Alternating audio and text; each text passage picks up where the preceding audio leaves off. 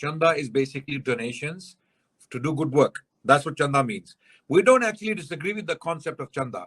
We have no problem with the concept of chanda. Okay, the Prophet ﷺ collected donations for good work. We don't have a problem with donations for good work. Okay, the Prophet ﷺ collected donations for good work. الوقت يدعو مصلحا ومجددا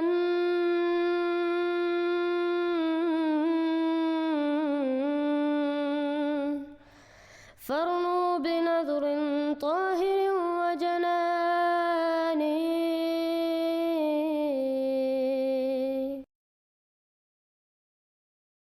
حضرت اقدس مسیح موعود علیہ السلام فرماتے ہیں کہ چندے کی ابتدا اس سلسلے سے ہی نہیں ہے، یعنی صرف میں نے چندوں کی ابتدا نہیں کی، بلکہ مالی ضرورتوں کے وقت نبیوں کے زمانے میں بھی چندے جمع کیے گئے. ایک وہ زمانہ تھا کہ ذرا چندے کا اشارہ ہوا تو تمام گھر کا مال لے کر سامنے رکھ دیا.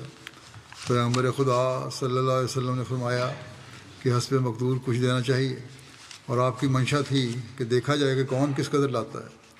ابو بکر رضی اللہ عنہ نے سارا مال لا کر سامنے رکھ دیا، اور حضرت عمر رضی اللہ عنہ نے صرف نصف مال. آپ نے فرمایا کہ یہی فرق تمہارے مدارج میں ہے.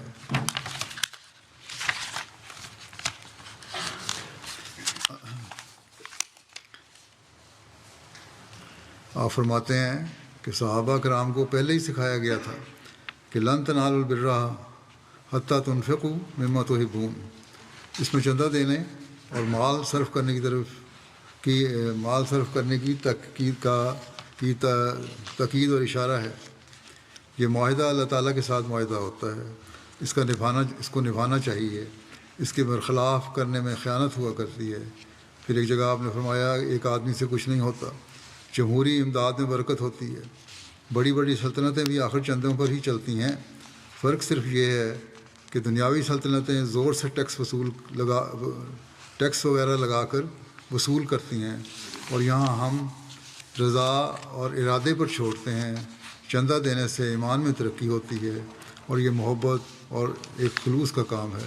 پھر ایک جگہ آپ نے خوشخبری دیتے ہوئے جماعت کو فرمایا کہ تمہیں خوشخبری ہو کہ قرب پانے کا میدان خالی ہے. ہر ایک قوم دنیا سے پیار کر رہی ہے، اور وہ بات جسے خدا راضی ہو اس بات کی طرف دنیا کو توجہ نہیں ہے. وہ لوگ جو پورے زور سے اس دروازے میں داخل ہونا چاہتے ہیں، ان کے لیے موقع ہے کہ اپنے جوہر دکھلائیں اور خدا سے خاص انعام پائیں.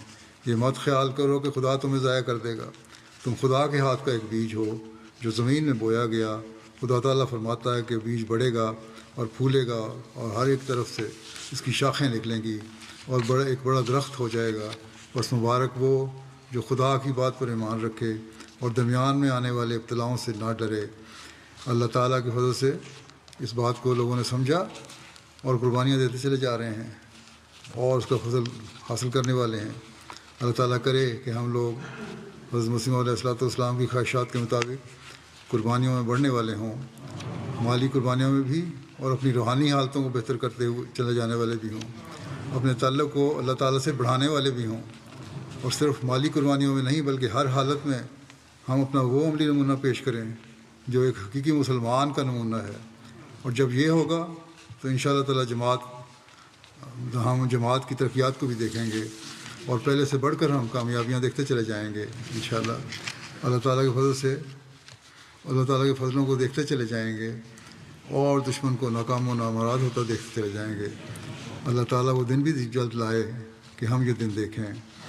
اللہ تعالیٰ ان سب لوگوں کو جنہوں نے مالی قربانیاں کی ہیں ان کو جزا دے، ان کے اموال و نفوس میں برکت ڈالے، اور آئندہ ہمیشہ وہ بہتر سے بہتر رنگ میں اپنی زندگیاں گزارنے والے ہوں، اپنی اولادوں سے اپنی نسلوں سے آنکھوں کی ٹھنڈک پانے والے ہوں، اور خود بھی اللہ تعالیٰ کے قرب میں بڑھتے چلے جانے والے ہوں. اللہ کرے کہ ایسا ہی ہو.